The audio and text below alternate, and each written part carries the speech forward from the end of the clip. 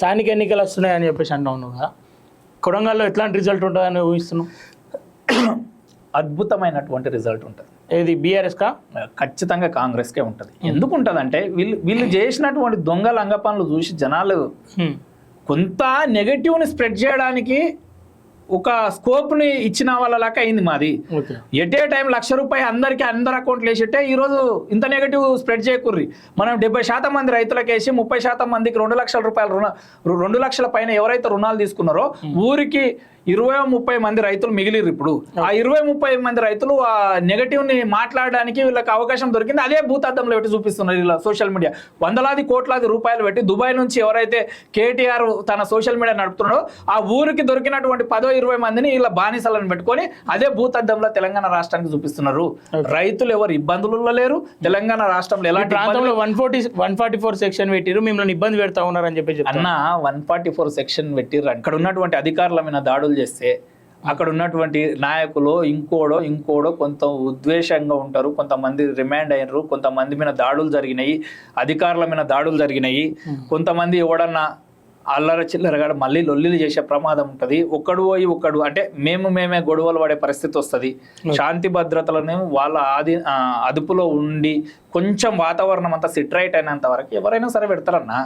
అదేం పెద్ద విషయం ఏం కాదు. చిన్న గొడవ జరిగినా పోలీసులు వాళ్ళు శాంతి భద్రతలను కాపాడాల్సిన బాధ్యత వాళ్ళు ఉంటుంది. లా అండ్ ఆర్డర్ సిస్టమ్ వాళ్ళు నిర్ణయం తీసుకుంటారు. దానికి గవర్నమెంట్ రేవంత్ రెడ్డి చేసిన కుట్ర వల్లనే, తెలంగాణ చేసిన కుట్ర వల్లనే ఈరోజు మహారాష్ట్రలో ఓటమి పాలైందని చెప్పేసి చెప్తా ఉన్నారు. దానిపైన మీ అభిప్రాయం ఏంది? ఇక రేవంత్ రెడ్డి కుట్ర వల్లనే, రేవంత్ రెడ్డి వల్లనే మహారాష్ట్రలో ఓడిపోయినాం, రేపు మరి జార్ఖండ్లో గెలిచినాం అనే విధంగా మాట్లాడడం అనేది సబబు కాదు.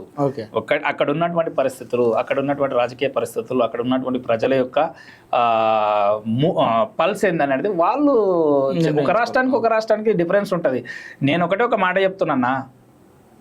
కేటీఆర్ గారు మాట్లాడుతూ ఏమంటారు అంటే కాంగ్రెస్కు ఈ దేశ రాజకీయాల్లో జాతీయ పార్టీల యొక్క ప్రాముఖ్యత తగ్గుతుంది. జాతీయ పార్టీలు ఈ ప్రాంతాలలో రాష్ట్రాలలో రాణించే పరిస్థితుల్లో లేదు. కాంగ్రెస్ యొక్క పని అయిపోయింది. రేవంత్ రెడ్డి గారు ఎక్కడైతే ప్రచారం చేశారో అక్కడ ఓడిపోయింది. ఈ విధంగా మాట్లాడడం జరుగుతుంది కదా. నేను ఒక మాట చెప్తున్నా. తెలంగాణ రాష్ట్రం మొత్తం అయ్యా కొడుకులు కాలుకు గజ్జ కట్టుకొని తిరిగింది. మన తెలంగాణ రాష్ట్రంలో ఎందుకు ఓడిపోయారు అన్నట్లు? ఇంకొకటి ఏం చెప్తాడంటే మా అయ్య దేశకి నేత, దేశాన్ని ఉద్ధరిస్తాడు, దేశ రాజకీయాలను శాసిస్తాడు. మహారాష్ట్రలో ఈ నుంచెలు పోయి నాందేడ్లో పోయి అతిపెద్ద మీటింగ్ సుమారుగా ఈ నుంచెలు ఒక 200 కార్లు వేసుకొని పోయి నాందేడ్లో ఒక మీటింగ్ పెట్టాడు. ఏమైందన్న? మరి ఆడ పోటీ చేసే దిక్కే లేకుండా అయింది కదా.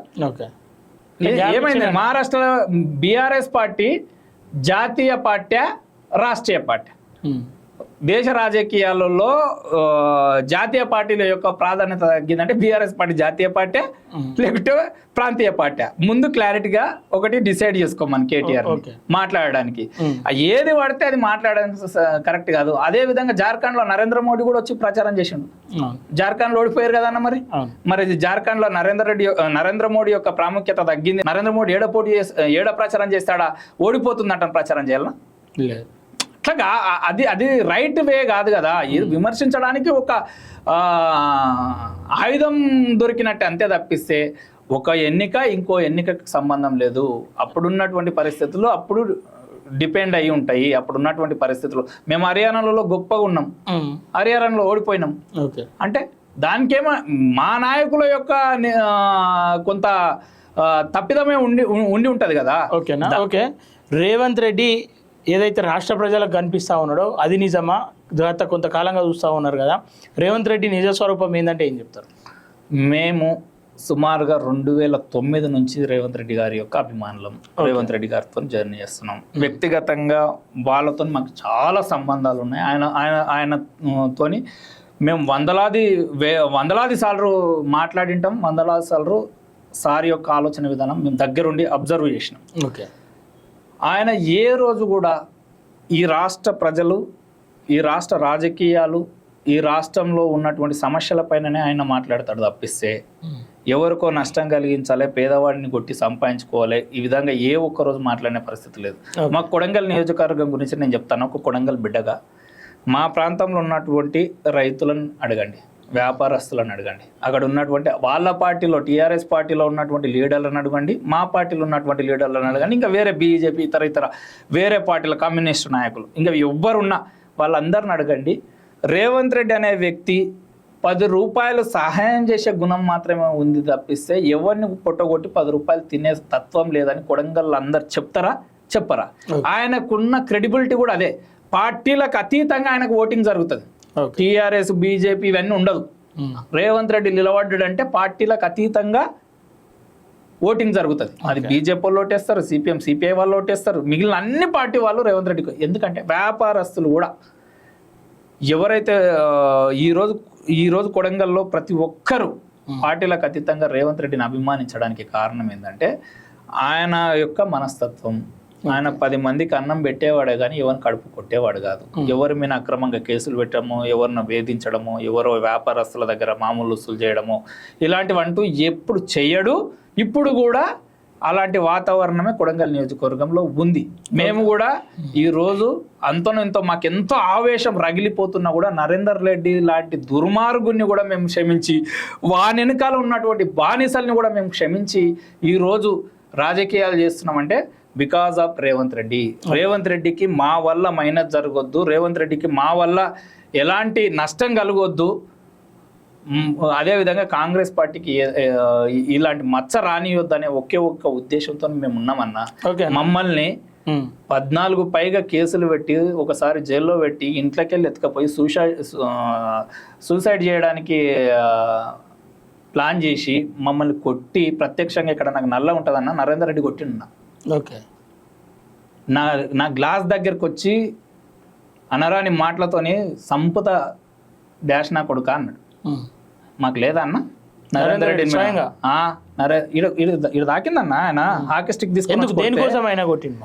అరే నాకు అసలు నేను ఇంట్లో ఉన్నా అప్పుడు కేసీఆర్ యొక్క బర్త్డే ఉంది. బర్త్డే సమయంలో ఏమైందంటే కేసీఆర్ ఈ తెలంగాణ రాష్ట్రాన్ని పట్టి పీడిస్తున్నాడు. కేసీఆర్ అనే వ్యక్తి మనిషి కాదు, మృగం. ఈ రాష్ట్రంలో పశువుల కంటే హీనమైనటువంటి రాజకీయాలు చేస్తున్నాడు అని చెప్పి మేము ఆ రోజు నిరసన కార్యక్రమం, బర్త్డే రోజు నిరసన కార్యక్రమాన్ని పెట్టుకున్నాం. ఓకే, ప్రీవియంట్ అరెస్ట్ అంటే తీసుకుపోయి మా ఇండ్లలోకి వెళ్ళి తీసుకుపోయి మమ్మల్ని ఈ ఉదయం 6 గంటలకు 7 గంటలకు తీసుకుపోయి ఒక తోటలో బంధించి పోలీసు వాళ్ళు ఉంటే పోలీసుల కాళ్ళు వలవటిరు, పోలీసుల ఈపులు వలవటిరు, తలలు వలవటిరు. బీఆర్ఎస్ నాయకులు రౌడీల్లాక విచ్చలవిడిగా హాకీ స్టిక్లు కట్టెలు పట్టుకొని రౌడీల్లాక మొత్తం ఊరికి 10 మంది వచ్చి మీనవాడి కొడితే కార్ గ్లాస్ దగ్గర ఏదైతే పోలీస్ వెహికల్ ఉంటుందో కార్ గ్లాస్ దగ్గరకు వచ్చి నా గ్లాస్ అప్పటికే పలిగితే హాకీ స్టిక్ తీసుకొని వచ్చి కొట్టిండన్న. దొంగ వీడు, రౌడీ. ఈ రోజు గొప్ప నేను సంసారం ముచ్చట్లు మాట్లాడితే సంసారం అన్నట్టు మాట్లాడతారు కానీ మా మనసులో ఎంతో ఉన్నది. కానీ మేము ఇప్పుడు ఏంటంటే మనము ఈయనలాగా చేయడం కరెక్ట్ కాదు. ఎవరి మీద కక్షలు సాధించడం కోసమో ఎవరి మీద కక్ష సాధింపు ధోరణితోనో రాజకీయాలు చేయడం వల్ల వాళ్ళు ఎక్క రోజులు రానియరు రాజకీయాలలో. ఓకే అన్న, ఓకే.